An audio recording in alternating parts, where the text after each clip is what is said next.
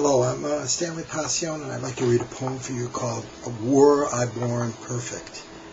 I'm sorry these poems are so long sometimes, but I really want to say it right, and it requires length. I can't say it much shorter than this. Were I born perfect? Remember I told you how I handled Alex? He was a bad case, hey?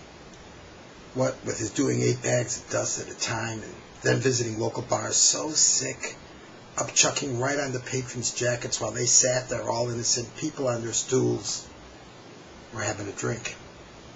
I didn't talk to him for years, refused all contact. I was afraid. People just did not realize how afraid he occupied my thoughts night and day. I thought he might wind up in jail or dead or victim hooked up like some medical experiment, doctors without options, practicing last resort medicine. The wires and tubes, the horrible hospital ordeal, the nightmare confronting parent, when the ultimate, the intervention takes place within emergency room setting. It's not death for death but a word. It's the way of it I feared. I called it love, my having nothing, absolutely nothing to do with him, until he went for help, since he seemed unable to help himself and ceased the shit into which he had tumbled. I did not know what else to do. Once he called me and said, "Dad, I've got the monkey off my back." But I hanged up the receiver, didn't let him explain. I couldn't take it. No more bullshit. I knew he was still in the circus. And Billy, a surrogate son, you know the story. I treated him the same cold shoulder, not talking to him months on end until he realized our friendship depended on his treating his 2 boys like a proper father. I wanted him to put his children first in his life, and I meant it. Forget about my smile and easy charm. It's never smart to test my resolve. But darling, when it comes to you,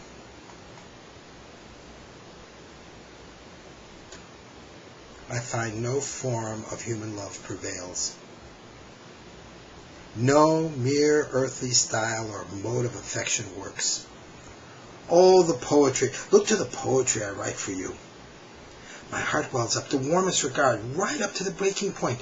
In poem after poem, I tried to portray how deep, how utter the abandon. I declared I would gladly give my life for yours. I described my most intimate thoughts, the veracity of your physical beauty. I wrote Red Roof Inn for you. I spent a year and wrote Now Voyager for you. When in Brooklyn I found you that early, that rainy morning, I knew you were treasure. For you I wrote Serendipity. And to attest to your strength of character, to express my fondest feelings for you, I wrote, and then I rewrote Dream Children. Time and time again, the work was praise of you. Oh, the tender thoughts you on my mind, beseeching you, and ever so softly I sought to pull upon the strings of your heart. And the letters, they are all love letters, and we have a pile of them. Even when I said it wrong, overstepped the line of common propriety, and for those errors in judgment and phrase, I beg you, heart, please forgive. Yet even when I lacked intellectual might, the good sense to say it right with care, it was you, your well-being foremost in my life. My intent was pure. I wanted only best for you, and you know it. And though I wish you forever well, such a love you might not find again. Yet I doubt all my love allows you any easier asleep. And one wonders, what technique, what kind of human love might lessen the pain, the disorder troubling you, and calm the upset which has delivered us to this grisly end, the final stages of our romance. Here I pray to God. I fall to my knees and pray, such my will to believe. Ask that munificence be granted, that the Almighty do on earth all those things that I had failed to do for you. God's will be done. Were it only so had I been born perfect. And now how I regret when a child I wasted time playing with crystal sets and in the basement of my parents' home spent hours profitably upon imaginary laboratory tables with chemistry, meaningless experiments with liquids and powders.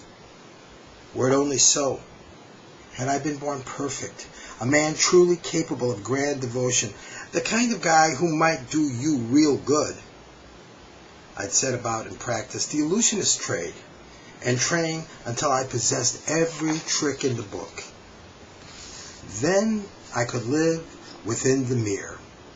And when you went to look, instead of you, the reflection staring back, my picture of you, the way I see you when you stand before me, and you and I would never lose that image of you, so bountiful and pure, no confusion, still and quiet and safe, you never fade away from the center of sight.